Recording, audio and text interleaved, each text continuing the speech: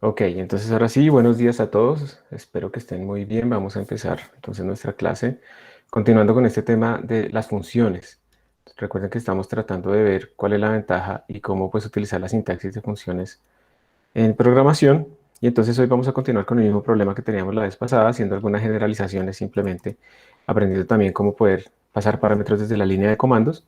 Y esto va a ser clave para que nosotros podamos entonces parametrizar nuestros programas de forma muy general, porque es muy importante que aprendamos a que vamos a programar en términos de variables casi que arbitrarias, de tal manera que nuestro código no dependa como de constantes mágicas que estén por ahí metidas. Vamos a entrar entonces al repositorio y lo que voy a hacer es crear una carpeta para el día de hoy, como siempre. La vamos a llamar funciones 2. Nosotros estamos pasando por encima a varias cosas de las funciones, pero pues estoy mostrando lo que es como más común. Voy a copiar de la clase pasada el último código que hicimos, que fue Euler 3 functions 1, y lo vamos a copiar a la carpeta del día de hoy.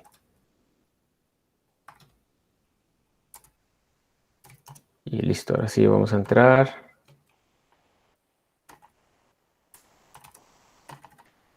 Y ahí está.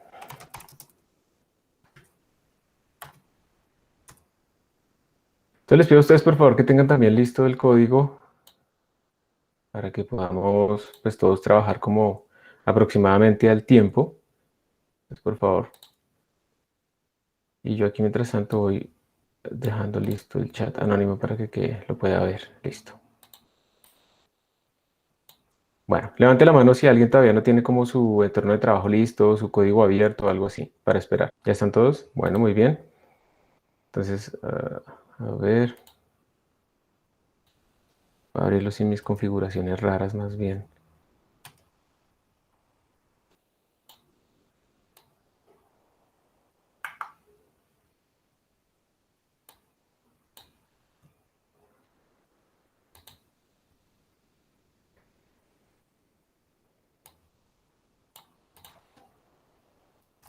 Entonces, recordemos que la clase pasada estábamos resolviendo un problema, que era calcular el largest prime divisor de un número, entonces su divisor primo más grande posible.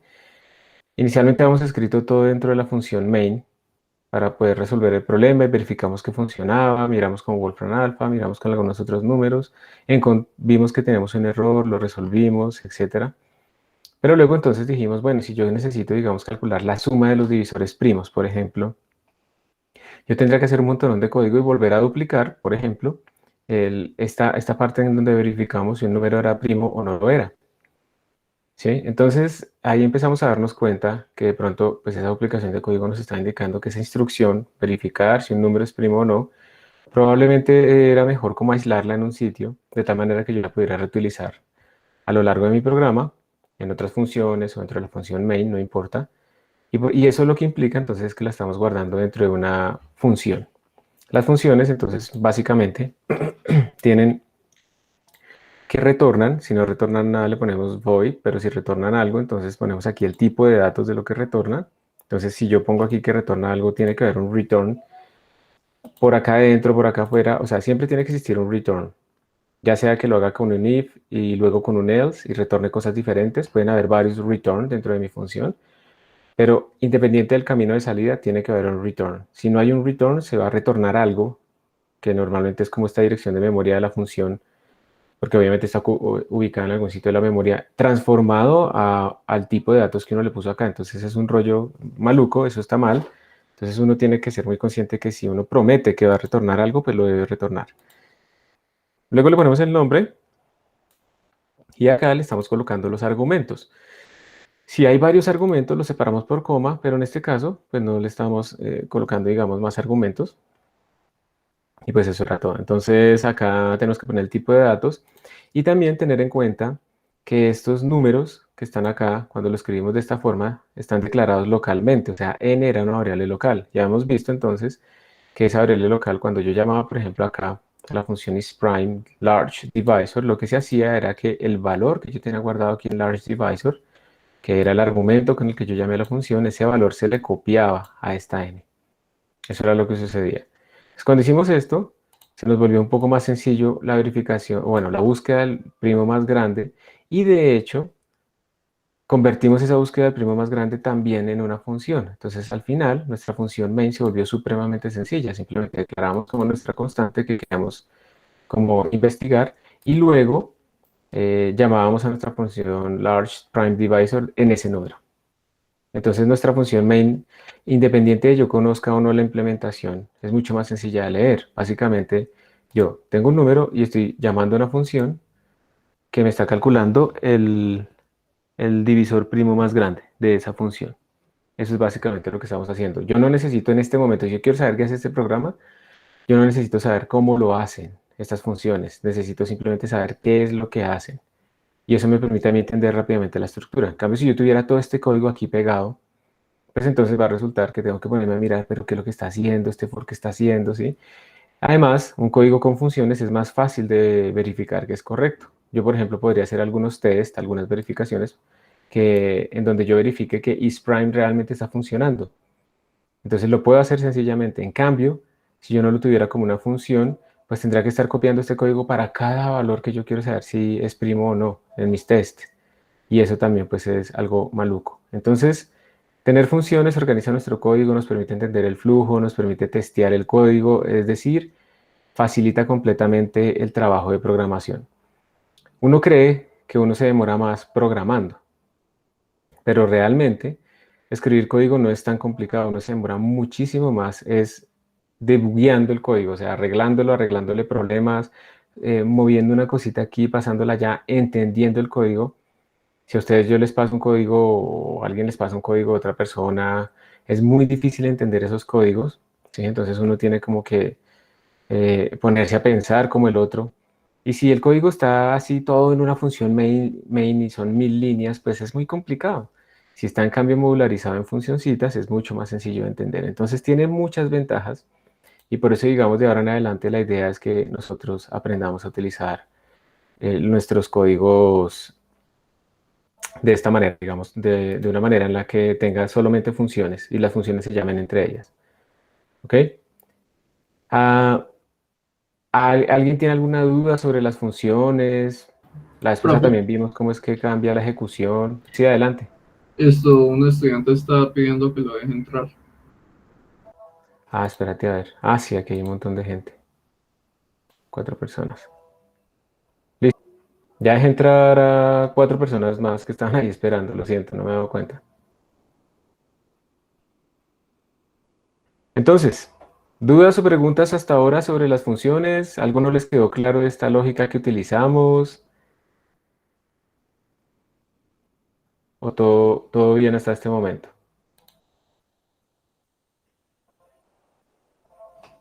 Disculpen, voy a apagar una alarma que está aquí sonando.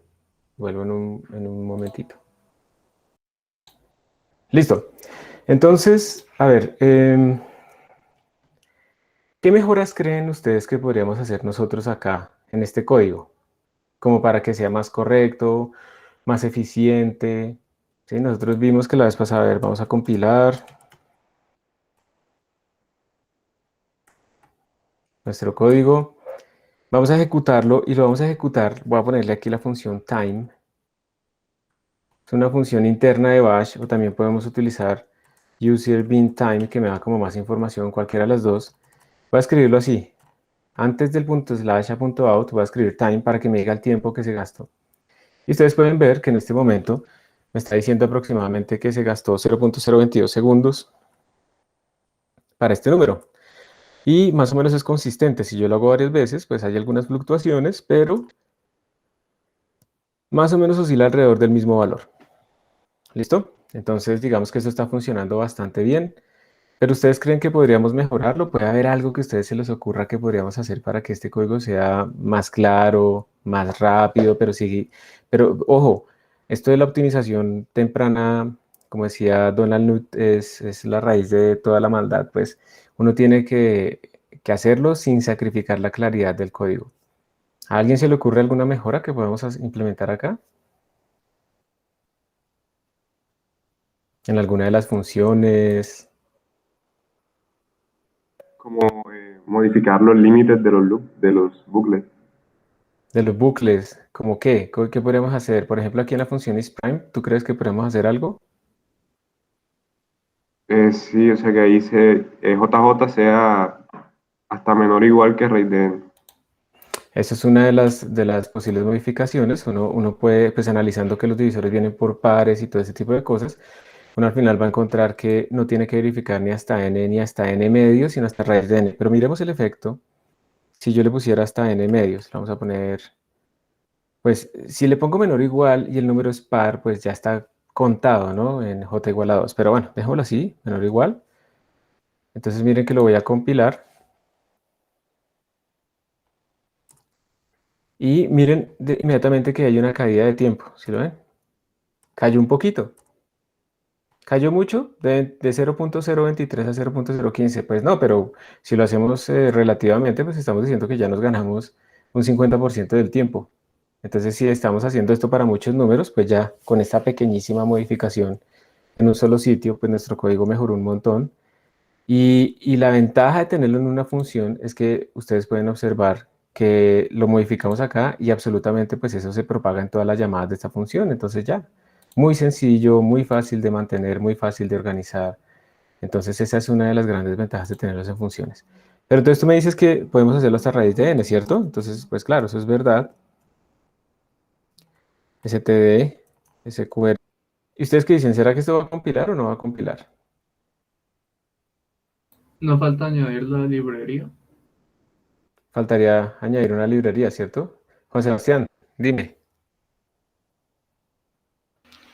Eh, lo que pasa es que al hacer el loop hasta raíz de n, se está asumiendo que el máximo divisor primo va a ser uno de los mayores de cada pareja de divisores, porque el máximo divisor primo podría estar en el menor, podría ser menor a raíz de n. Podría ser menor, sí, podría ser la de la pareja menor. Y esto está revisando siempre el mayor de cada pareja. Am, o sea que tú dices que este es incorrecto porque le faltaría verificar los menores, algo así. Sí, Pero ven, digamos que olvídate por un momento de esto del largest prime divisor. En este momento solamente es la función isPrime, no más. Entonces, cuando estamos buscando solamente si un número es primo o no, tú dices que aquí nos estamos saltando, aquí nos estaremos saltando los divisores más grandes porque son los que nos estamos verificando, ¿cierto? Ya que estamos verificando con los más pequeños. Aquí no estamos seleccionando cuál es el divisor más grande ni cuál es el divisor más pequeño, estamos ah, solamente ok, verificando si tiene estás en la función. divisores. Ah, pero está en la función isPrime, pensé que estaba en la otra función. Ah, perfecto. Entonces, no, pero tu observación es muy importante. Si estuviéramos metidos aquí en Largest Prime Divisor, tienes toda la razón. O sea, lo que tú estás diciendo es que este límite no lo podemos cambiar, ¿cierto? Necesariamente, ¿cierto? Sí, ese no funcionaría igual. Exacto, entonces este límite no lo podemos cambiar y completamente de acuerdo, pero dentro de la función isPrime, y esta es la ventaja de haber separado como los concerns y de haber separado como las tareas, dentro de la función isPrime sí podemos verificar para que un número sea primo o no, sí podemos hacer esta optimización, ¿listo? Pero claro, tú tienes toda la razón, yo acá no podría hacer eso. Y esto se vuelve más claro cuando lo dividimos en funciones. Entonces, digamos, si tienes la razón, aquí arriba, ¿listo? Muy bien. Entonces, si lo ponemos así, que vaya hasta acá, pues tratemos de estimar qué tanta ventaja nos daría. Por ejemplo, si estuviéramos verificando, no sé, si un millón es primo, entonces si nosotros hacemos un millón sobre 2, nos da 500.000, tendremos que hacer básicamente 500.000 comparaciones. Antes hacíamos un millón casi, pasamos a 500.000, bueno, listo, nos ganamos un 50%, pero la raíz de un millón es 1.000. Entonces, hacer 500.000 operaciones a hacer 1.000 operaciones es una cosa completamente diferente. Y como decían ustedes también, para que esto compile, pues voy a tratar de... Pues me va a decir que no conoce quién es SQRT, pues porque yo no he utilizado, no le he puesto la librería pues que necesito que utilice. Tengo un lag bastante fuerte en la conexión de red. ¿Alguien más está en este momento conectado a la sala? Para que me cuente si está sintiendo alguna lentitud extrema en un momento. Nadie. ¿Hay alguien que esté en la sala en este momento con X2Go? Levante la mano, porfa, para saber también si lo están usando o no. Ángel, Santiago, listo. Pero lo sientes normal, ¿cierto? Me imagino. Sí, profe, todo normal. Listo, entonces es local mío. Ok. Entonces, incluyo. Ya mejoró. Compilo, ahora sí compiló. Lo ejecuto. Y observen que pasamos a tiempos de user de 0.004 consistentemente. Entonces, al principio estábamos en 0023 y ahora pasamos a 004 y cosas de ese estilo. O sea, obtuvimos una ganancia impresionante y el resultado sigue siendo el mismo, porque obviamente si yo tengo una ganancia gigante, pero el código ya no funciona, pues no tiene sentido esa optimización. Entonces, esto es para que ustedes observen que a uno se le facilita mucho más hacer este tipo de comparaciones, este tipo de mejoras en su código si tiene, digamos, modularizado su código en funciones. Es más, y esto no lo tienen que hacer, por favor, el compilador, esto lo vamos a aprender más adelante, el compilador también puede optimizar por ustedes algunas veces. Entonces hay unas banderitas, por ejemplo, menos O2, y esas banderitas hacen que el compilador les reorganice un poco el código siguiendo la misma lógica. Los datos no les van a dar exactos cuando tengan flotantes, porque recordemos que los flotantes no dan exactos, sino que hay unos errores de truncamiento y de rounding por allá al final, y eso es normal, no demasiado grandes. Y si yo vuelvo a ejecutar acá, pues entonces aquí no se nota mucho la diferencia, ¿cierto? Parece que no hubiera optimizado nada. ¿Pero por qué es? Porque está la otra. Cuando ustedes estén en tiempos tan pequeños como esto, pues esos tiempos realmente son minúsculos y eso ya es ruido del computador. O sea, entre todas las cosas que está corriendo el computador en un momento dado, ¿sí? Un montón de procesos de muchos usuarios. Aquí hay varios usuarios que están logueados, por ejemplo. Uf, estamos un montón de personas aquí logueadas. Entonces, entre todos los procesos que está corriendo nuestro computador, pues nos están repartiendo a nosotros de a poquitos en el procesador. Y, y entonces eso quiere decir que, pues, cosas de 0.001 y cosas así, pues eso es puro ruido, ¿sí? Eso no, realmente no es apreciable. Y por esa razón, cuando uno está midiendo tiempos, pues tiene que hacer repeticiones, una estadística o algo así, para poder sacar un valor apropiado con sus barras de error, porque de otra manera, pues uno se está quedando con puro ruido. De todas maneras, observen que a pesar de que estamos varios usuarios metidos ahí utilizando probablemente X2Go y cosas de esas, observen que la carga de los 8 núcleos, de los 8 threads, de esto de tener 4 núcleos y 8 threads, pues está casi siempre baja, muy bajita, y el consumo de memoria en este momento es de apenas 1.33 gigabytes, realmente de un total de 3.71, digamos de 4. Entonces, esta vaina tiene tanta memoria RAM como un celular normal ahora, que los venden con 4 gigabytes, excepto los que son muy viejos o que ya son muy baratos y para tumbar a la gente que les vende celulares súper baratos. Y, ay, sí, yo lo encontré en la oferta y era de 2 gigabytes y eso no le corre absolutamente nada. Pero miren que aquí tenemos un sistema Linux corriendo muchas cosas. Obviamente son sistemas diferentes, hacen cosas diferentes un celular o un sistema operativo de estos. Pero pues es muy eficiente utilizar Linux en estas máquinas y por eso es que uno resucita muchas máquinas viejas utilizando Linux. Porque al final, por ejemplo, en la sala, les cuento, la sala tiene varios computadores que han sido abandonados por varias secretarias. Y esos computadores que ya no les funcionan, ¿sí? Que no les funciona Windows, que no les funciona Word, que no sé qué, que está muy lento. Y entonces uno va y les pone Linux y esos computadores funcionan perfecto. De hecho, aquí nos han llegado computadores de 12 threads, de 8 gigabytes de memoria RAM, pero, pero digamos, esos son computadores que la gente rechaza que porque Windows está lento y aquí funciona súper bien, supremamente bien. Entonces a veces el virus se llama Windows, a veces. Bueno, profe, en la función isPrime están preguntando en el chat anónimo. En la función isPrime, al hacer JJ menor o igual que SQRTN, ¿se trunca la raíz? Sí, señor. Sí, eso sucede, se va a truncar si digamos la raíz nos queda en 4.2 o 4.9, ambos se va a truncar a 4. Entonces, si tú quieres estar seguro de que verifique con certeza, pues le sumas un 1 y ya. Aquí a veces la gente entonces, la gente entonces hace que, no, yo quiero que no calcule la raíz. Obviamente, yo no quiero que cada vez que se haga el ciclo, recuerden que cada vez que se hace el ciclo, se aumenta JJ, en este caso se cambia JJ, y se verifica la condición de continuidad. Entonces, en esa condición de continuidad ustedes ven que estamos llamando otra vez a la raíz de n. Entonces, n es constante. Y pues yo para qué llamo la raíz de n tantas veces, siendo que calcular la raíz es una función pesada. Entonces a veces definen aquí por fuera la raíz, no sé qué, pero en general eso también lo puede hacer el compilador.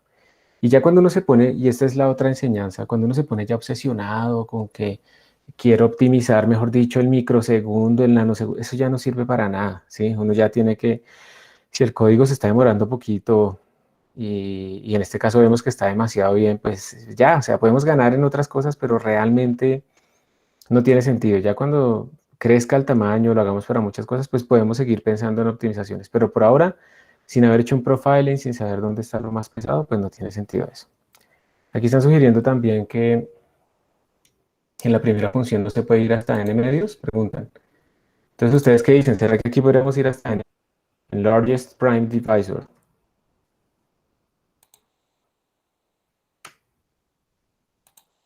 Yo creería que sí, pero habría que colocar menor o igual. Menor igual. Listo. ¿Hay alguien que vota porque sí? ¿Quién más? ¿Tiene alguna Sí, razón a yo favor o en también contra? creo que sí, pero tendrá que ser menor o igual. Por 3, listo. En este tipo de cosas uno tiene que sentarse a hacer un poquito la matemática, ¿sí? Para ver si es razonable. Y además tenemos que pensar que como estamos haciendo cambios, tenemos que lo de antes funcione. Entonces no tiene sentido que ustedes cambien, por ejemplo, acá, y aparte vengan y cambien este número. ¿Por qué no tiene sentido? Porque yo necesito verificar que lo de antes funciona después de haber hecho mis cambios. Entonces vamos a mantener el mismo caso de prueba, y de hecho deberíamos tener muchos casos de prueba, para poder estar seguros de que estos cambios nos están dando bien. Pero entonces sí, también de acuerdo. Vamos a compilar. Yo le voy a quitar esta banderita que en este caso no nos está haciendo nada, pero quería que supieran que existen. Y la ejecutamos. Y pues de nuevo, miren que como estamos en básicamente en ruido del sistema, pues ya, o sea, no podemos bajar esto a cero. Es casi imposible bajarlo a cero, pero estamos bastante bien. Y nos está dando el mismo valor.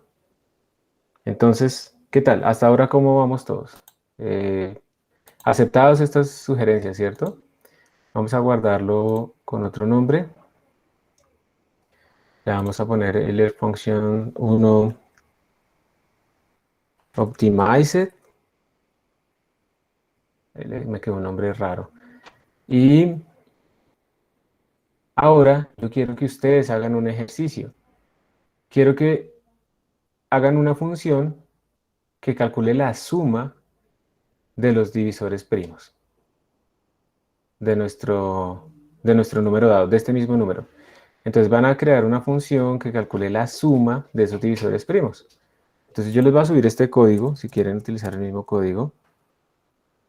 ¿Cómo es que se llama esto? Euler Function Optimized One. Voy a borrar la otra, no la necesito ya.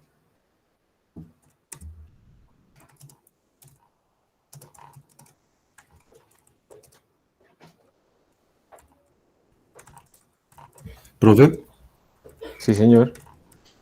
pero ahí modificando ese límite no habría problema si el número que uno ingresa es primo.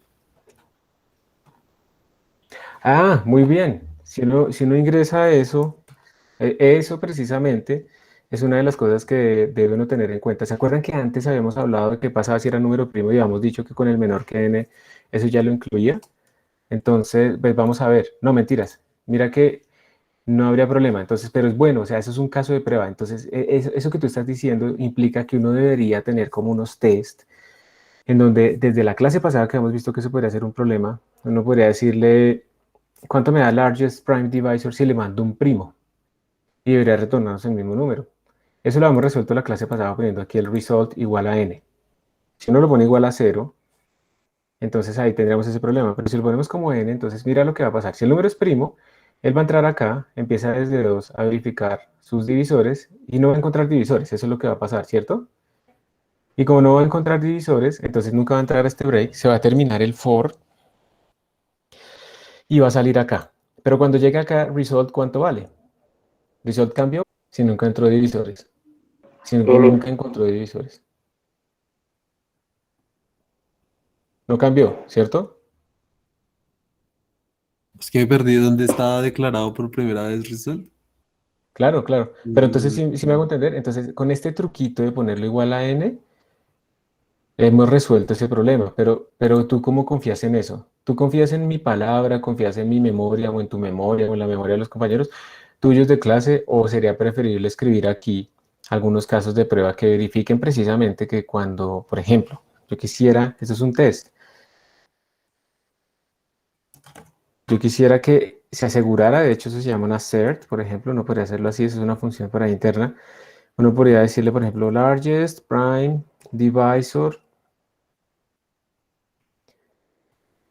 Y podemos hacerlo para uno pequeño. Entonces un número primo pequeño, 13. Pues ¿cuánto tendrá que dar esto? Pues 13, ¿cierto? Entonces, esto es un test y yo lo debería mantener todo el tiempo en mi código, de tal manera que si hacemos este cambio, como el que tú dijiste ahorita, digamos, que qué pasa si yo hago este cambio con los primos, pues este test se sigue cumpliendo. Y si yo compilo y corro y con este cambio que yo hice acá me cambia ese test que antes se cumplía, pues yo ya sé que la embarré con ese cambio. Entonces, eso es algo que yo normalmente, digamos que uno normalmente no les dice mucho, pero sí ven que es importante uno como esos casos que uno fue como corrigiendo, que si esos corner cases se llaman, sí, esos casos importantes donde no funcionaba y luego lo arreglamos para que funcionara. Eso es bueno siempre mantenerlo como en una forma de verificaciones luego. Eso, o sea, hay todo un software, mejor dicho, hay toda una aproximación de cómo hacer los test. Eso es lo más importante ahora en el desarrollo. Y mucha gente, digamos, cuando tiene ya software muy grande, entonces va a compilar y va a ejecutar. Y lo primero tiene que hacer es cuando hizo un cambio, pasar todos los tests. Porque si se rompe un test que antes funcionaba y ahora no, pues hizo una regresión y tiene que arreglarlo antes de hacer un commit a la master y lo que sea. Entonces, muy bien, excelente estar pensando en que eso se cumple, pero a uno se lo va a olvidar. Entonces, ¿qué es lo mejor? Entonces, lo mejor de eso es tener test. ¿Listo? Vale, profe. Entonces, muy bien, excelente. Entonces, git push. Se los voy a enviar para que lo tengan disponible.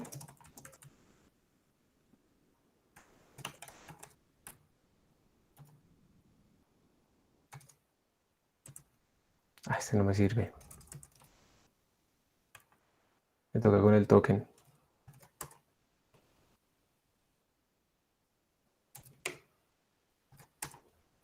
Entonces, ahí dale, Juan Sebastián. Qué Adelante. pena, ¿cómo accedemos a ese repositorio? Ese repositorio es el repositorio público del curso. Se mira la dirección. Tú entras a GitHub, a esta dirección. Escribes ¿Y esto. solo sería darle git clone y la dirección o...? Tú lo puedes hacer git clone por fuera del repositorio que estés usando para tus códigos de la clase. ¿Listo? Por fuera. Uno nunca puede clonar. O sea, sí lo puede hacer, pero está mal. Clonar dentro de otro repositorio a un repositorio. ¿Listo? Entonces tú te sales a otra carpeta que no implique ningún repositorio, tú lo clonas y lo que tú puedes hacer en adelante es que cuando yo les mande un código, tú simplemente entras allá de la clase que tienes ahí localmente y le haces un git pull. ¿Listo? Ah, listo. Entonces adelante, recuerden, el ejercicio es hacer otra función que calcule la suma de los divisores primos Profe, esto de un puede número. pasar el link en el chat. ¿Sí? Gracias. ¿Cómo así ustedes no tenían eso? Muchachos, O sea, para copiar de una vez. yo pensé que ustedes estaban clonando esos códigos.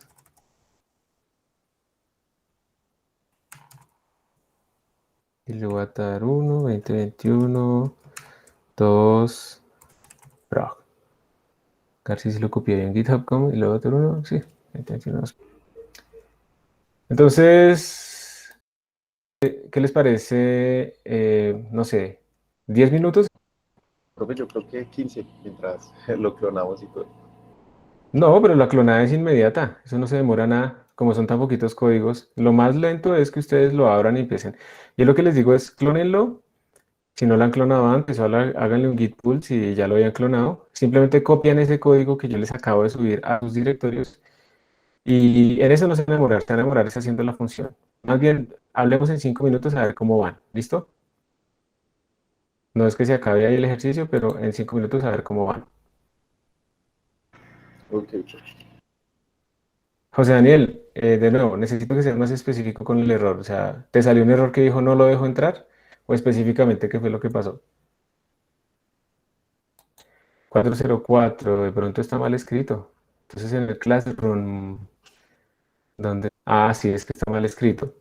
Si ves que se quedó pegado práctica al prog, entonces el repositorio no es prog práctica, es solamente con prog. De práctica debería estar separado. Entonces me toca revisar eso. Gracias por avisarme. Credential URL cannot be parsed. A ver si lo escribí bien y lo voy a dar uno. Yo le estoy dando clic. Sí, yo sí puedo entrar. Voy a abrirlo en un repositorio, ¿en un qué? En una ventana incógnita porque ese es un repositorio público. Sí, yo pude entrar. Yo le di clic a lo que tú escribiste, Juan Diego. Le di clic a eso que tú escribiste en el chat. Entonces, ¿ese error de dónde te salió? ¿Cuando trataste de hacer un clon o algo así? Tienes que darme más contexto, por favor. Juan Diego.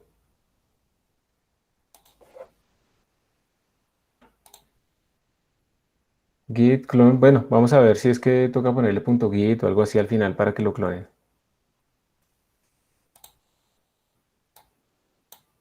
Sí, le tiene que poner un punto .git al final. Digamos que, a ver, voy a entrar yo acá al navegador.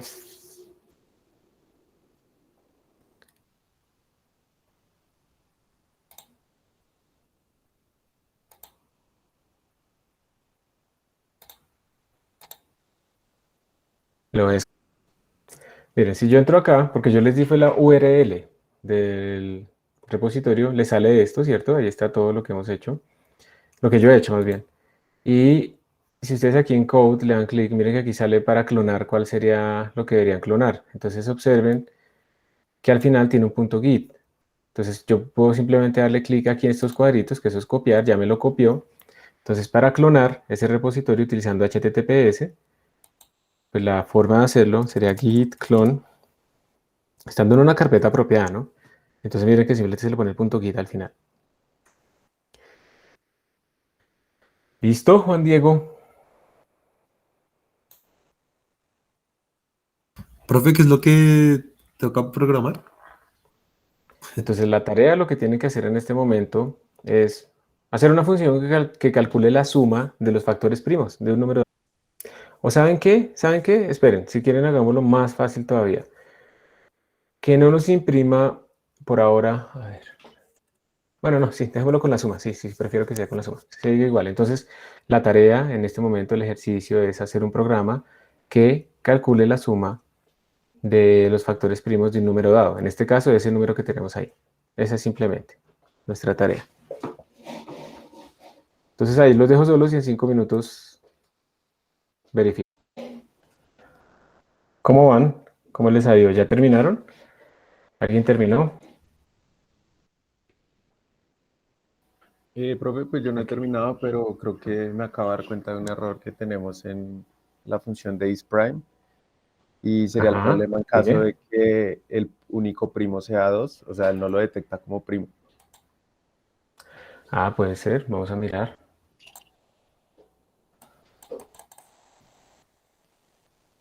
Ay, no es actividad aquí el... Ya miramos. Entonces, tú dices que en la función isPrime, si le mandamos el número 2, no retornaría que es primo, ¿cierto? Exacto, profe, sí, eso es lo que... Miremoslo a ver. Entonces, acá tendríamos bool isPrime, empiezan true. Si el número que le mandamos es 2, entonces, ¿qué va a pasar? La raíz de 2 nos va a dar 1.41 no sé qué, que se va a truncar a 1, ¿cierto? JJ empieza en 2. Entonces, él para el primer paso, para entrar, él dice, listo, JJ empezó en 2. ¿Es 2 menor o igual que 1?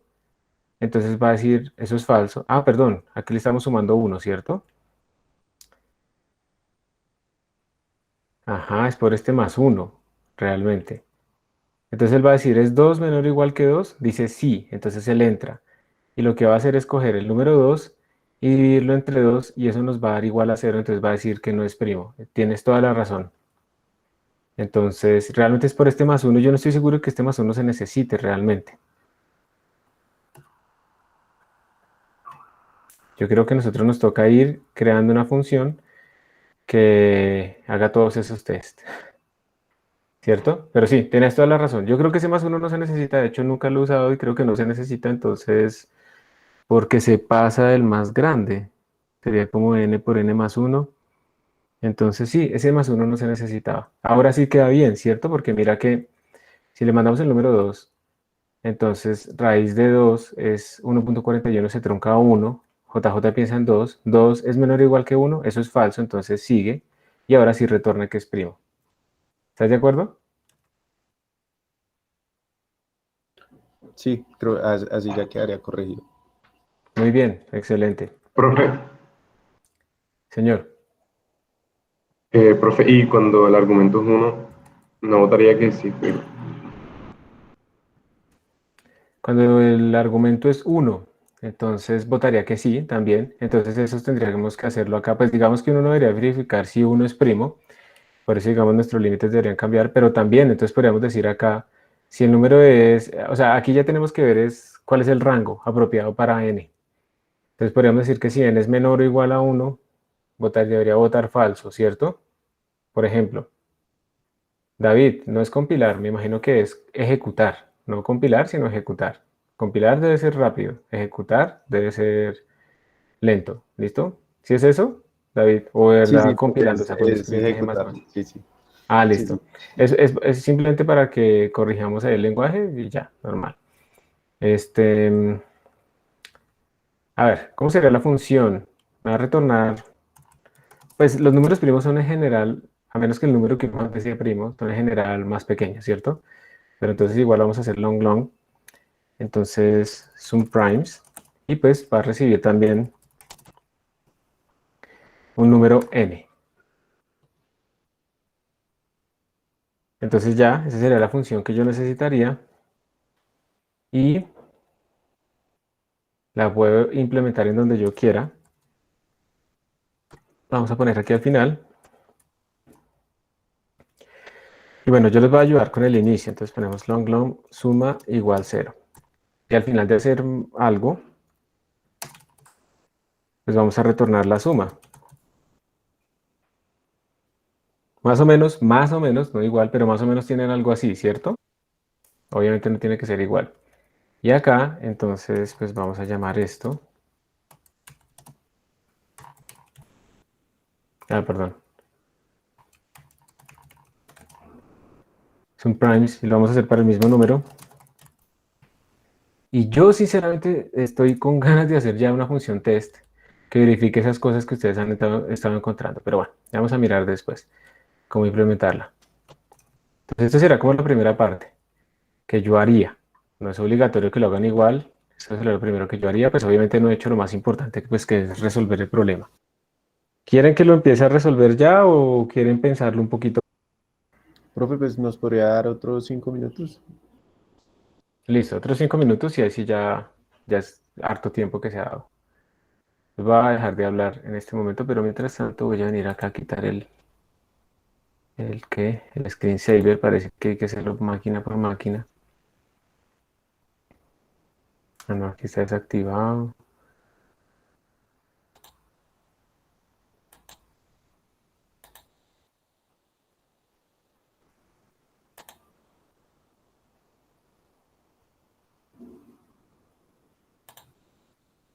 Aquí también está desactivado, entonces, ¿por qué?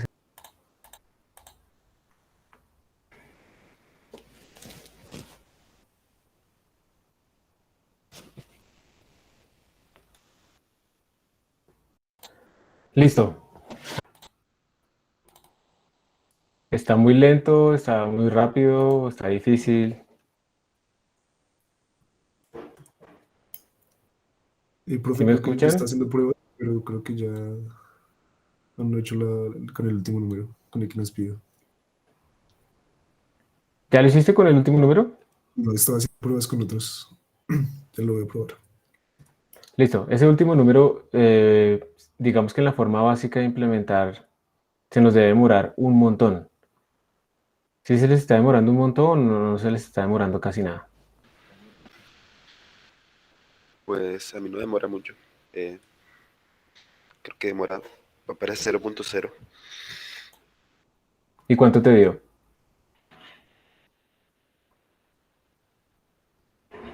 Lo escribí en el chat. ¿Qué? A ver, yo tengo aquí la solución, pues sacada de Wolfram Alpha. 2.279.000. Ajá. Sí, es de ese orden de magnitud. A ver, tiene que ser 2.279.657 más 163 más 11 más 3 más 7. Y hay un problema con este número porque el 7 está repetido dos veces. Te lo vamos a dejar solo una vez. Te dio 2.279.841. 890 me dio. 890. ¿Con qué número? ¿Cuál número pusiste, digamos, de testing? El que termina en 7, el que hemos estado usando todo el tiempo, ¿sí o no? Este. Sí, sí, el que termina en 7. Entonces, te quedó mal. Pero antes de que cambies nada, yo voy a mostrarles ya mi pantalla y quiero que digamos, nos indiques cómo lograste que sea rápido. ¿Está bien? Entonces, sigue ahí. Ahora, está rápido, pero no está dando. Entonces, después vamos a Ok. mirar qué pasó. Entonces, ahí estoy compartiendo. Yo lo que hice, le cambié un poquito el nombre, Sum Prime Factors. Me parece que suena, es más claro el que estamos haciendo. Bueno, aquí la llamo. Y en la implementación, digamos que lo más sencillo posible es simplemente empiezo la suma en cero, comienzo a mirar todos los divisores, pero ahora tengo que ir hasta el mismo número, incluso porque si es divisor, pues bueno, si es primo, pues tenemos que hacer algo, pero podríamos evitarnos el menor, pero el menor igual podría, pero tiene que ser un menor hasta n medios, como mucho. Entonces lo que estoy mirando es, si este número II es divisor y además ese número es primo, sumo. Y ya, al final retorno la suma. ¿Cierto? Eso será como la idea básica. Entonces, pero ahí está corriendo desde hace rato. Entonces, antes de seguir, ¿les parece que esta idea básica está bien o que tiene algún error o que se podría mejorar sin hacer mucho cambio lógico? ¿Qué dicen? Profe, tengo una pregunta. Cuando usted pone is prime de II, ¿está asumiendo una vez que es verdadero? No, estoy preguntando, porque como yo estoy haciendo aquí una comparación lógica, el I lógico solamente va a retornarme verdadero, o sea, este if va a valer verdadero si lo de la izquierda es verdadero y lo de la derecha también es verdadero. Entonces yo le estoy preguntando, mire, este man es divisor, además quiero saber si es primo. Si se cumplen esas dos condiciones, es el único momento en donde yo entro. Ok. Muy bien. Pero obviamente, como aquí estoy verificando básicamente todos los divisores que tenga, que eso es diferente a que sean primos. Entonces estoy verificando absolutamente todos los divisores de un número tan gigantesco, entonces esto se va a demorar mucho. ¿Qué podríamos hacer entonces, Profe, una pregunta. señor? ¿Se puede llamar una función dentro de otra función? ¿Sí, verdad? Claro. Eso es lo que estamos haciendo acá, mira. Aquí dentro de Sum Prime Factors estamos llamando a isPrime. IsPrime también puede llamar otras cosas, como SQRT y así. Entonces, primero que todo, ¿están de acuerdo con que esto es la forma más básica posible de implementarlo? Profe, qué pena, ¿le ¿O hay puedo hacer alguien un que... poco de zoom? Es que no alcanzo a ver Sí, bien. señor, claro. Ahí, Listo, sí, ahora sí mejor. Gracias. con gusto.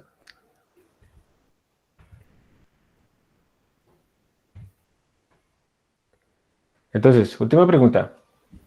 ¿Están de acuerdo con que esta es la forma más básica de hacerlo?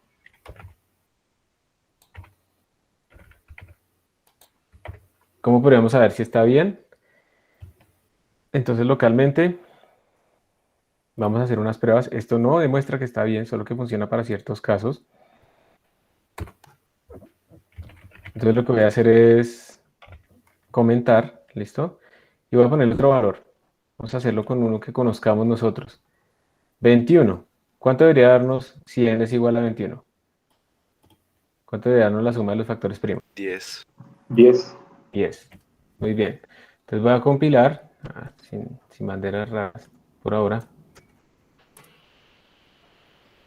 Le hacemos .slash.out y nos da 10. Está imprimiendo dos cosas, ¿no? El largest prime divisor y la suma. Entonces, parece que sí funciona.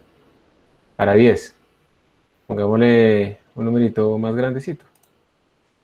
2100. Vamos a compilar, vamos a correr. 17. Bien. Pongámosle 2 ceros más. Eso sí no sabemos. ¿Cómo haremos para confirmar que esto está correcto? Mire, para 2100 también dio, para 210.000 también dio 17. ¿Cómo haremos para verificar si eso está correcto? ¿Qué se lo... Irlos multiplicando también.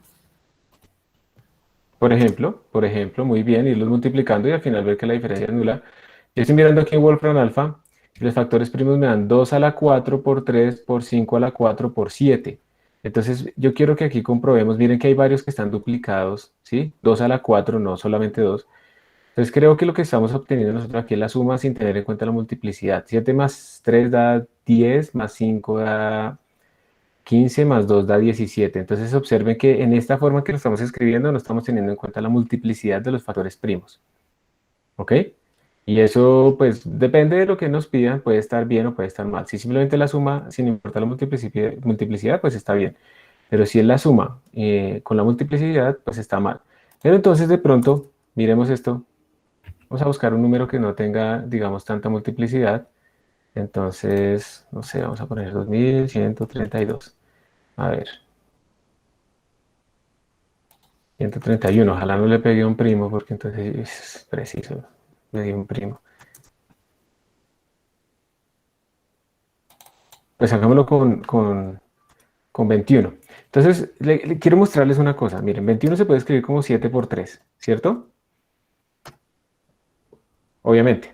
Entonces, ¿a qué voy yo?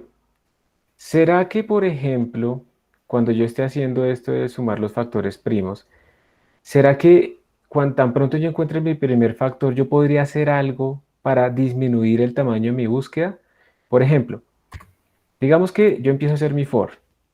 Y en ese for encontré que 3 es un divisor y es un factor primo. Entonces 3, ok. Entonces, ¿será que tiene sentido yo seguir verificando pues hasta 21? ¿O será que más bien yo debería hacer inmediatamente 21 sobre 3, que fue el que encontré, esto me da 7, y verificar hasta 7 ahora? ¿Qué creen ustedes? ¿Será que tiene sentido esto o no? Para ir disminuyendo el tamaño de mi espacio de búsqueda.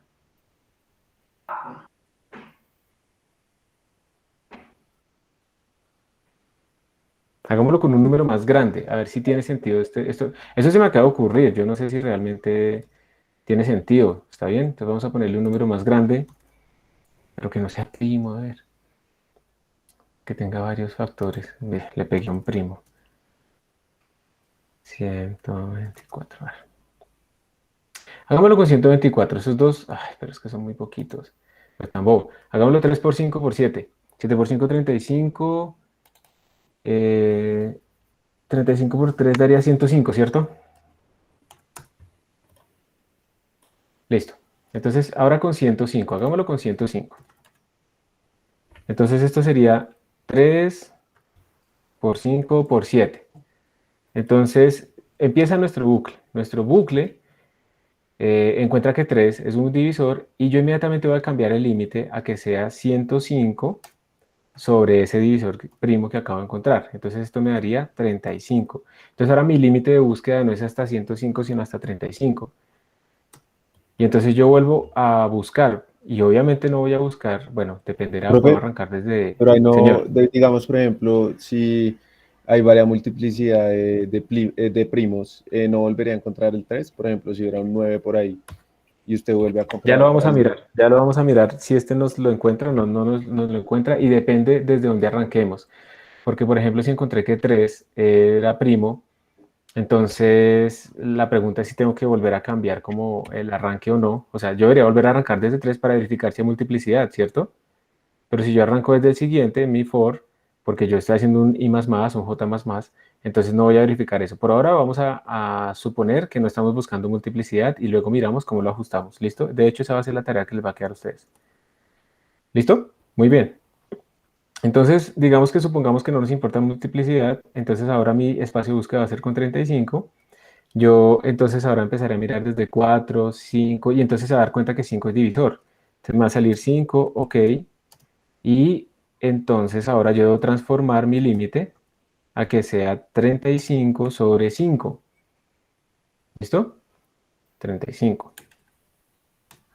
Y eso me va a dar 7. Y entonces ahora mi espacio de búsqueda se ha reducido un montón. Y entonces sigo buscando, estaba en 5, ahora paso a 6, 7. Y entonces 7 es divisor. Entonces 7, ok. Y luego me queda 7 sobre 7 igual a 1. Y ese será como mi finalización. Si yo ya llegué a un punto en el que me dio 1, pues termino. Entonces, ¿creen que este algoritmo podría ser más rápido? ¿Ustedes qué creen? Supongamos que lo implementamos bien. ¿Creen que podría ser más rápido que lo que tenemos actualmente, que es verificar a todo el mundo? Sí, mucho más rápido. ¿Y será que es correcto? La idea, ¿creen que la idea es correcta? Porque una cosa es la idea y otra cosa es el algoritmo. Parecería que sí, ¿cierto? Entonces tenemos esta idea. Esta es nuestra idea, esta cosa está muy lenta porque está verificando absolutamente todo. Entonces, ¿cómo podemos implementar esa idea? ¿Qué se les ocurre acá?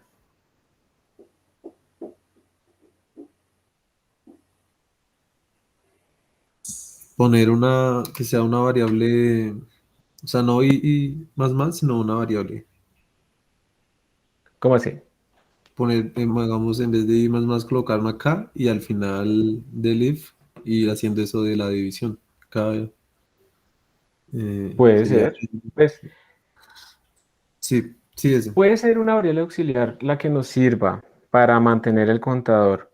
Pero entonces, claro, yo no he sido muy específico y de pronto también eso es importante. Por eso es que yo no creo que todavía se pueda reemplazar al programador porque toca ser muy específico para poder entender acá. Lo que queremos en este momento es que tan pronto yo encuentre un divisor que sea primo, yo quiero cambiar el n. ¿Listo? Yo quiero cambiar el n. Entonces yo lo que quiero es hacer, vamos a ver si esto funciona, digamos, yo lo que quiero es cambiar el límite, como n es una variable local, pues yo le puedo cambiar su valor, entonces lo que yo diría es n igual a n sobre este i. Acabo de encontrar un factor primo, entonces voy a reducirlo de tal manera que esta n con la que estoy comparando aquí afuera pues cambió de valor.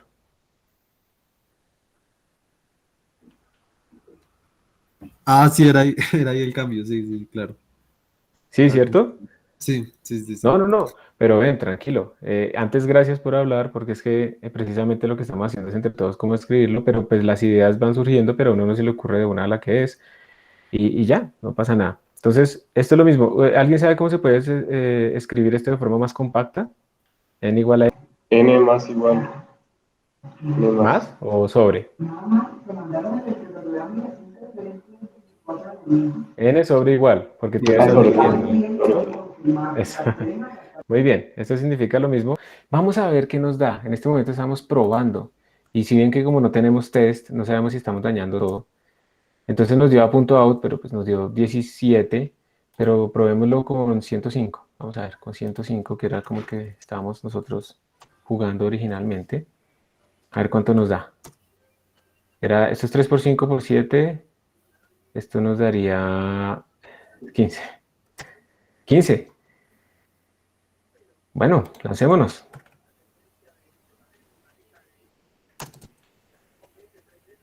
Vamos a ver si esto de verdad mejoró en algo o no. Algo que no acababa, ahora acaba inmediatamente. Y si vamos nosotros a Wolfram Alpha y le escribimos nuestro número, le preguntamos los primos, entonces aquí lo estoy escribiendo, Los primos que me salen son 3, 7 al cuadrado, 11, 163 y 2.279.657. Este no está teniendo en cuenta la multiplicidad, entonces voy a sumarlos otra vez. El más grande es 2.279.657 más 163 más 11 más 7 sin multiplicidad más 3.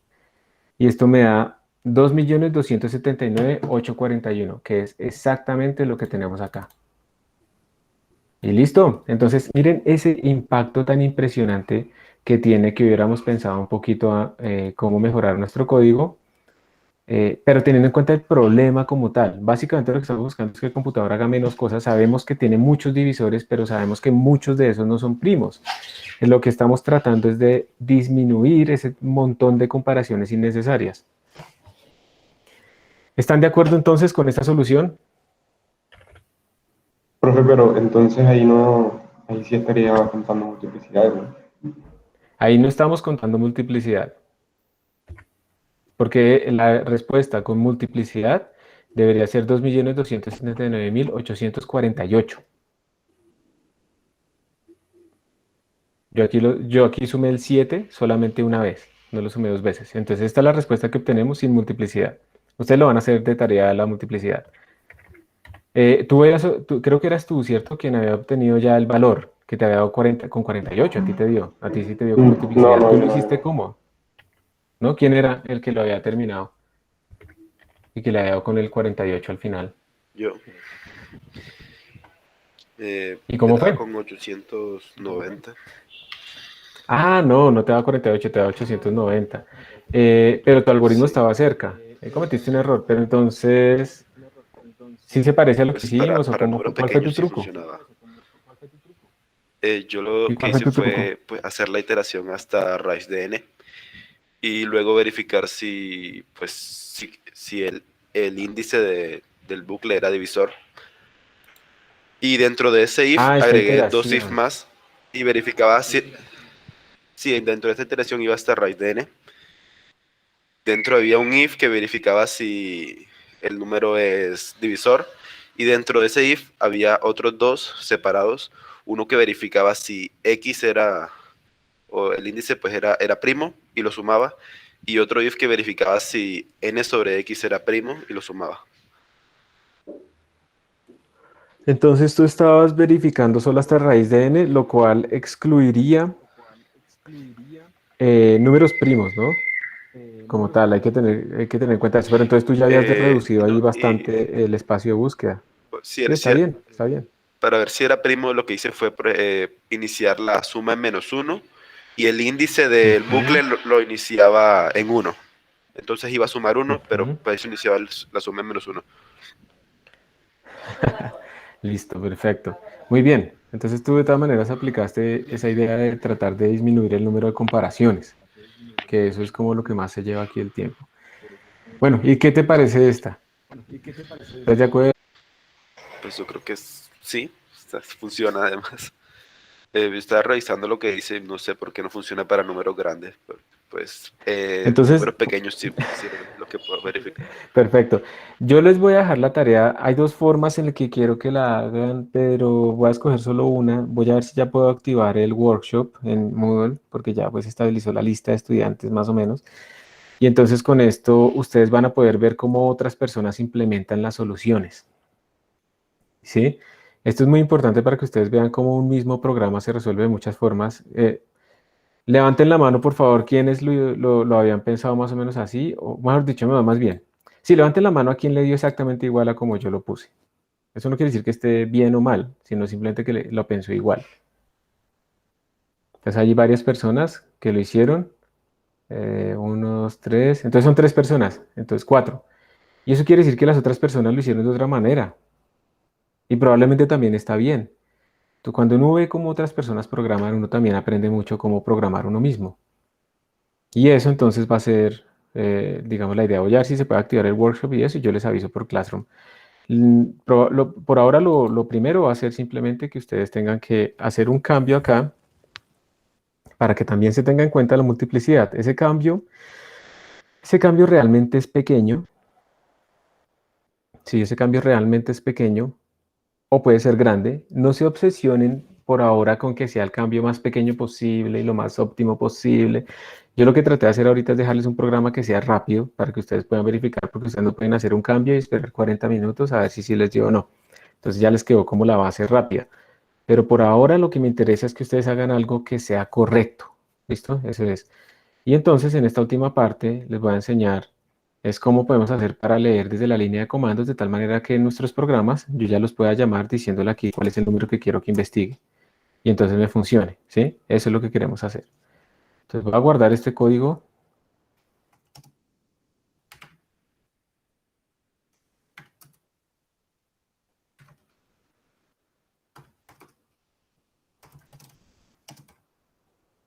No siempre uno puede hacer esas optimizaciones, a veces hay que aceptar que pues ya, toca hacer lo que es.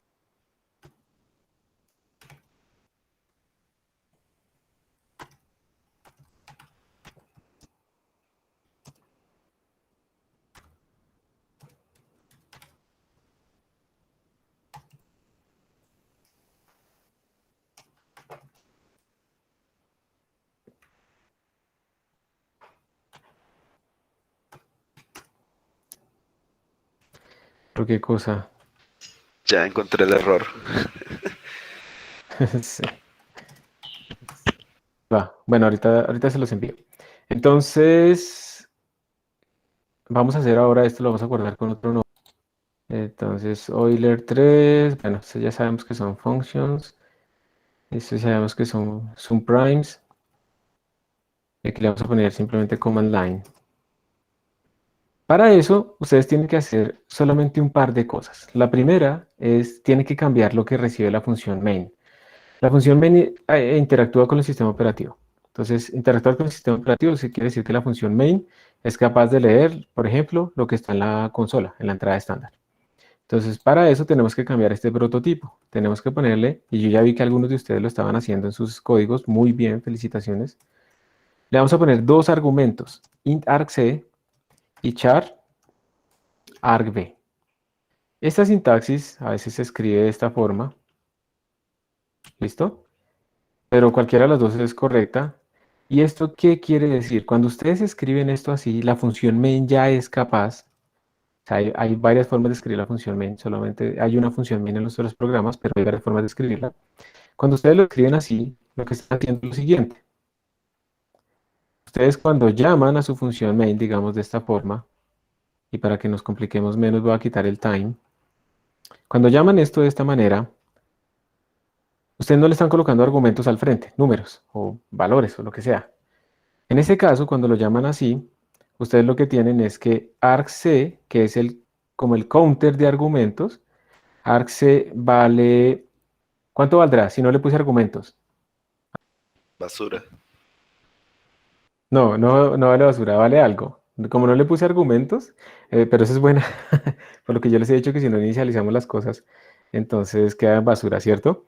Pero no, en este caso, digamos, él tiene 0 o más argumentos, ¿listo? Entonces, uno podría pensar que en este caso, como no le puse nada aquí al frente, tiene 0, el valor 0, pero resulta que no es así, porque estos son los argumentos a la línea de comandos. Entonces, a.out, este nombre, este a.out, eso cuenta como un argumento. Entonces, cuando yo simplemente escribo a.out, argc vale 0 y argv es un arreglo de cosas, ¿sí? Entonces lo vamos a poner así entre corchetes, donde su primer argumento es argv, perdón, es punto slash a.out. Entonces, cuando yo la ejecuto, y le voy a poner aquí al frente, punto slash a.out, cuando yo la ejecuto así, sin argumentos, voy a poner como un comentario al frente lo que significa. argc valdría 1 y argv guarda pues lo que se puso en la línea de comandos. Eso es lo que sucede en este caso. ¿Listo? Yo estoy aquí utilizando la sintaxis de la shell, de la terminal. Entonces esto es un comentario, entonces esto se va a ignorar. Entonces le voy a dar enter, ¿listo? Y no pasa nada.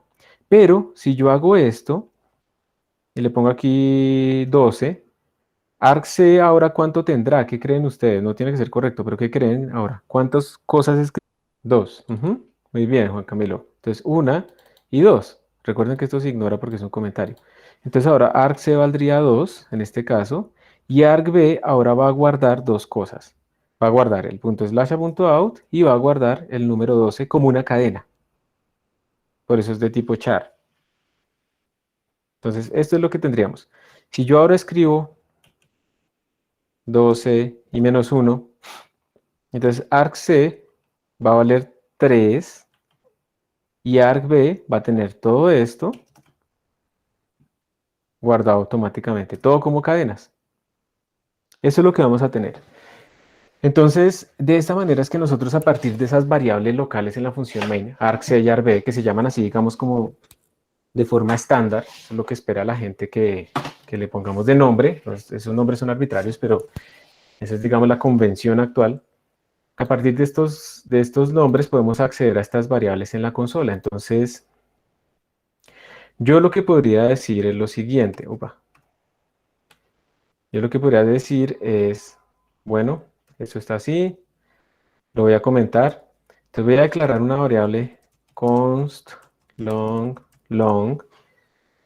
n, pero esa n no va a ser este número constante, sino va a ser algo que yo voy a leer desde la consola. Entonces, díganme ustedes, ¿será que esto tiene sentido ponerle argv de 0? Argv de 0, acá. Argv de 0 es el primer elemento, argv de 1 es el segundo elemento. Eso empieza en indexación de ceros. Entonces, este es el 0, este es el 1, en este caso este sería el 2, ¿sí? Entonces este sería el argv de 0, argv de 1, argv de 2. Entonces, si yo estoy queriendo leer lo que le puse al frente a a.out, ¿estaría bien ponerle aquí argv de 0? ¿Ustedes qué creen? No, tocaría ponerle argv1 para que le lea lo que está al lado del a.out. Exacto, si yo hago esto, le estoy diciendo aquí el punto slash a punto out, que no es lo que yo necesito. Entonces, argv de 1. ¿Será que esto está bien? Hagamos una cosa, imprimamos qué leyó, qué le dio, ¿listo? No, mentira, es el n. Bueno, sí, imprimamos los dos. Argv de 1.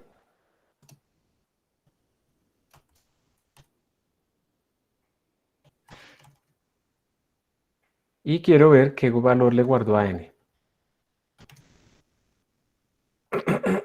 Entonces, vamos a compilar. No, esto no es. Command line, yo compilé y él me está botando aquí un error. Me está diciendo, usted está generando o realizando una conversión inválida de un char asterisco a un long. Acá en esta línea. Acá. ¿Por qué creen que pasa eso? ¿Cuál será el error? Pues ahí lo está diciendo, pero pongámoslo en palabras. Son diferentes. Yo no sé si es mi sonido el que falló. Yo lo escuché entrecortado. ¿Ustedes lo escucharon bien? Sí, yo lo escuché bien, que son diferentes tipos de datos, digo. Sí, eso es este audífono barato que tengo Bluetooth, que se corta ahí. Listo. Sí, son diferentes tipos de datos. Entonces uno tiene que transformarlos. Yo no puedo decir que un char, eso no ocurre automáticamente, que un char se convierta en un long. Tengo que transformarlo de alguna manera. Y para transformarlo, entonces vamos a utilizar una función de la librería estándar. Entonces primero tenemos que incluir la librería estándar básica cstdlib. Eso es lo primero. Y vamos a mirar afortunadamente eso tiene manual. Hay unas funciones que se llaman any2algo. Entonces atoi, atol, vamos a mirar el manual de atoi. Mire.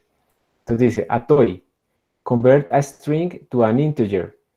Entonces tenemos atoi, atol, atoll. Entonces observen que la función atoi lo que hace es recibir una cadena, const, char, asterisco, no sé qué, una cadena. Esos tipos de datos ya, digamos, van a desaparecer. Bueno, no van a desaparecer, pero no son los que vamos a usar nosotros, pero pues es el tipo de datos que tiene actualmente.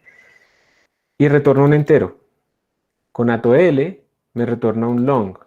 Y con atoll me retorna un long. ¿Cuál de estas tres será la que nosotros para nuestro caso? atoll, ajá. Entonces simplemente le decimos, oiga, por favor, esto que le escribieron que es una cadena, conviértamelo en un long, para este caso particular. Esto es lo único que hay que hacer, cambiar la función main para que tenga esto así y transformar las variables que estamos leyendo al tipo de datos apropiado. Vamos a ver si ahora sí funciona y compila. Compiló y ahora lo vamos a ejecutar, pero quiero que vean un par de cosas. Vamos a ejecutarlo con 105. Ahí está. Nuestros valores. ¿Por qué estamos imprimiendo? Ya. Se está imprimiendo aquí primero el 105. O sea, el argv1 es 105, pero esto es cadena. Aquí no pareciera, pero eso es una cadena. Y aquí está el valor que se le guardó a n, que es el número 105. Luego se está imprimiendo el largest divisor y luego se está imprimiendo la suma. Entonces está bien. Pero lo chévere de esto es que ahora este código funciona para todo lo que yo le quiera poner. En la línea de comandos, ya no tengo estas constantes mágicas aquí adentro. Es más, le voy a escribir esa constante grandísima para verificar que sí es un long. Y observen que ya lo pude parametrizar. Entonces, ahora, y así es que yo voy a verificar los códigos que ustedes envían. No sé si Juan Sebastián pregunta que si eso atoy significa ASCII to integer. Yo no sé si es ASCII o si es más bien any. Vamos a mirar acá. Anything, porque digamos el ASCII es como si fuera un solo carácter, pero aquí tú tienes como muchos caracteres. Cuando tú haces esto, tú tienes un montón de caracteres, entonces digamos que, pues puede ser, la verdad no sé, no sé, o sea, no sé. Entonces miren que ahora nuestro código queda completamente parametrizado y lo podemos probar en muchas cosas. Y eso es la forma en la que yo voy a probar sus códigos. Yo lo que hago es, ustedes tienen que escribirlo así. El caso de prueba es que si le mandamos este número tiene que dar tal cosa. Pero obviamente en las pruebas uno le pone otros montones de números diferentes y va verificando otros casos. Porque a veces cuando uno programa mal, uno programa para que le sirva para este número. O uno simplemente imprime. Uno va y busca en Wolfram Alpha y entonces imprime el valor y, ay, soy un hacker, engañé al profesor y tales. Pero no, porque es que nosotros vamos a verificar para muchos otros números. Y eso no va a servir entonces, porque va a imprimir siempre lo mismo, ¿cierto? Entonces esto es, digamos, la forma en la que uno escribe la línea de comandos. Ojo porque ustedes pueden, en este momento, el programa está asumiendo que ustedes siempre escriben esto, siempre escriben un argumento. Si yo no lo escribo, miren lo que va a suceder. Si yo no lo escribo, observen, presten atención, sale una cosa llamada segmentation fault. ¿Y esto qué significa? Esto es porque nosotros estamos diciéndole, yo quiero que usted acceda a la memoria por allá en un arreglo en donde debe estar esta variable, pero cuando yo escribía .out, yo no le puse la variable de índice 1, no existe. Entonces en mi arreglo no tiene esa variable, no tiene ese tamaño. argc vale solamente 1, no vale 2. Entonces en ese caso, él está tratando de acceder a una dirección de memoria que no existe y por lo tanto bota este error que lo vamos a ver muchas veces en otros contextos. Entonces en este caso estamos obligados a ponerle un argumento a nuestra ¿qué? Espera que se me murió acá el display. A nuestro comando, a nuestra línea de comandos, estamos obligados. ¿Y qué pasará si yo le pongo más argumentos? Pues no pasa nada, porque nosotros en nuestro código estamos leyendo solamente el de índice 1 y pues los otros se descartan. Pues, ¿sí? argv creció, pero nosotros no estamos utilizando los demás argumentos. Entonces, eso es todo. Si ustedes tienen un integer, entonces aquí simplemente atoy. Pero si es un long, pues AtoL y así. Y también se pueden convertir a flotantes. También existe AtoF. Entonces miren, AtoF, aunque dice float, bueno, de flotante, no es que convierta a flotante, sino convierte a double. Entonces también podemos convertir los números que leemos en double. ¿Listo? También podemos leer números decimales. Y de esta manera entonces hemos parametrizado completamente nuestro código. Y así podemos verificar que funcione para muchos casos diferentes. Esa es la forma, entonces la voy a copiar y se las voy a enviar al repo.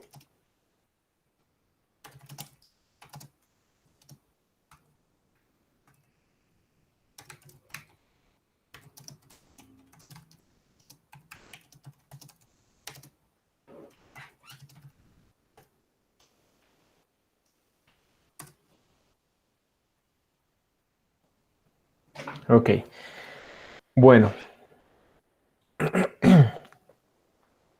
Profe, pero entonces uno no podría guardar esos argumentos que le mete ahí, ¿no? Digamos, eso siempre va a cambiar cada vez que se ejecute, ¿no? O sea, dependiendo de lo que uno le ponga al lado del a.out. Exacto.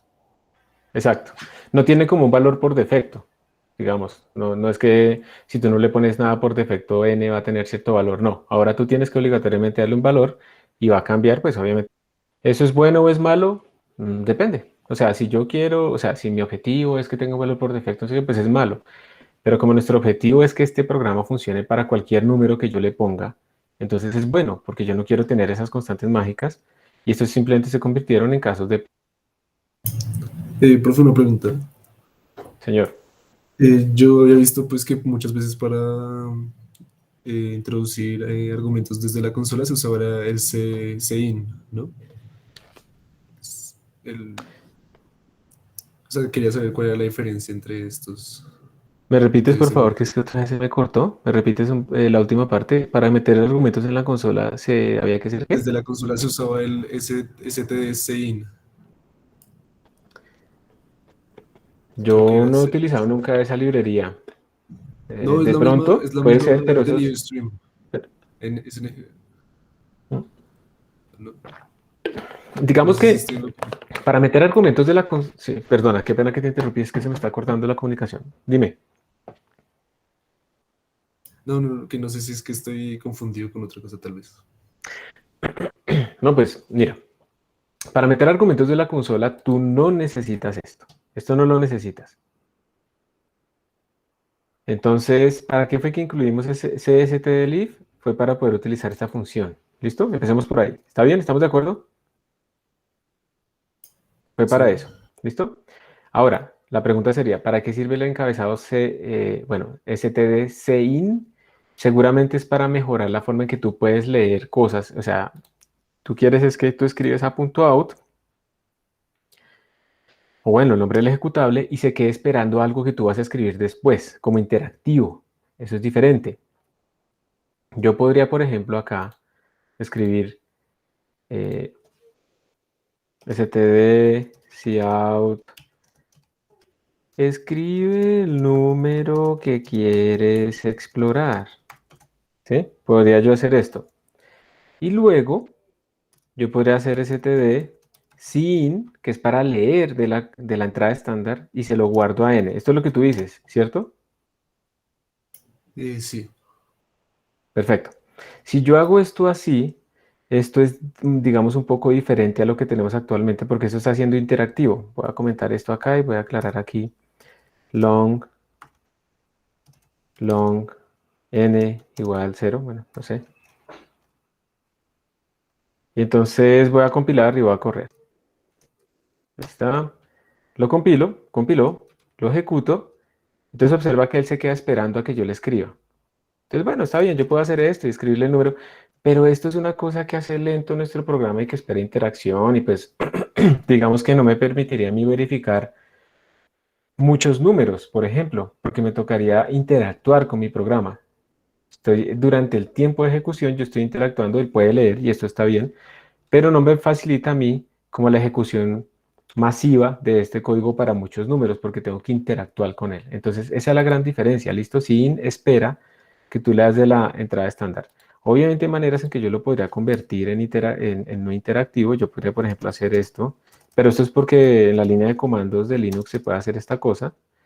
Entonces, ahí no me lo leyó. Creo que, a ver, voy a ver porque no me acuerdo cómo puedo hacerlo interactivo. De pronto le puedo decir esto. No estoy seguro. Sí, no me funciona muy bien. Entonces, si ves que yo no puedo como, digamos que mi objetivo en este momento es que mi programa yo lo pueda correr rápidamente para muchos números. Cuando yo utilizo Sin, lo estoy volviendo interactivo.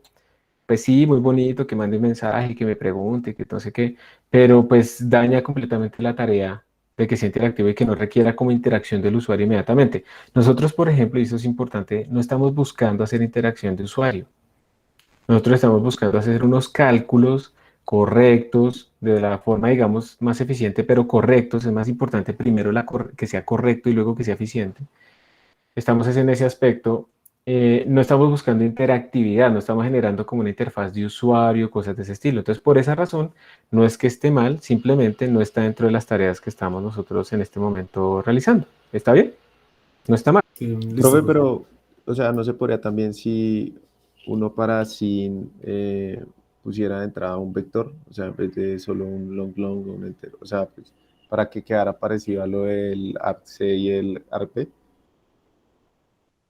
No te entendí, o sea, hay que poner sin antes, O acá. sea, no, lo que me refiero es que, digamos, o sea, lo que usted dice es que lo del arc y el arb se utiliza para poder probar con varios valores desde antes de ejecutar. O sea, digamos, poner, no Sí, para sé, que sea capaz de leer de la línea de comandos muchos valores, sí, de acuerdo. 3 números después del a.out. Pero entonces uno no puede Ah, ok, hacer ok. un sein Pues con un vector. Eso es más o menos lo que... sí, o sea, tú puedes leer bueno, digamos, si tu pregunta es que si coinciden yo podría leer varios números, sí, la verdad, eso sí se puede. Pero, a ver, imagínate que yo no sé esos números cuáles son. Imagínate que yo lo que quiero es simplemente hacer un muestreo aleatorio de números entre 0 y 1 y quiero sacar, en una vez que ejecute estos códigos, quiero sacar 10 de esos y en otra vez quiero sacar 100 de esos. Como yo no sé los números, es más complicado. Además, si tú utilizas SIN, tienes que crear entonces el espacio suficiente para guardarlos. Entonces, si tú vas a hacer 1000 números que vas a leer, entonces la línea de comandos es supremamente larga, o lo que le vas a escribir durante la ejecución es supremamente largo más bien, para que lo vaya leyendo sin, que lo pueda hacer, pero entonces tenemos que crear un arreglo para guardarlo y no sé qué. O sea, en el punto es simplemente con sin yo tengo como una interactividad para leer de la línea estándar, pero yo también puedo hacerlo inmediatamente tan pronto se empieza a ejecutar el programa. Y yo decido como programador cuál de las dos. Si lo hago directamente cuando le hago el ./a.out, o si lo hago a través de SIN esperando una interactividad. En este caso que estamos haciendo nosotros, pues nosotros no buscamos interactividad, entonces lo hacemos con el in-main, argc y todo ese tipo de cosas. ¿Está bien? No es que esté mal, simplemente no aplica para este caso. Ok. O sea, sí, ya entiendo. O sea, el arb puede ir cambiando de tamaño sin importar lo que uno le meta. En cambio, con el sin le toca a uno antes declarar el tamaño, hacer el arreglo. Sí, ya entendí. Exacto, Ya. exacto, exacto. Y como te digo, David, no es que esté mal, simplemente pues no es el caso actual. Simplemente es eso. Bueno, Listo, profe, listo. gracias. Entonces, con gusto. Entonces, estén pendientes de la asignación en Google Classroom. Puede ser hoy, puede ser el lunes. Ahí miramos y espero, pues, bueno, que hayan aprendido algo hoy y nos vemos entonces en la próxima clase. ¿Listo? Hasta luego, profe. Chao, Gracias. profe. Listo, profe, hasta luego. Que estén muy bien. Profe, muchas Buen gracias. fin de semana. Hola, profe, muchas gracias. Con mucho gusto. Éxitos. Hasta luego, profe. Hasta pronto. Que estés bien.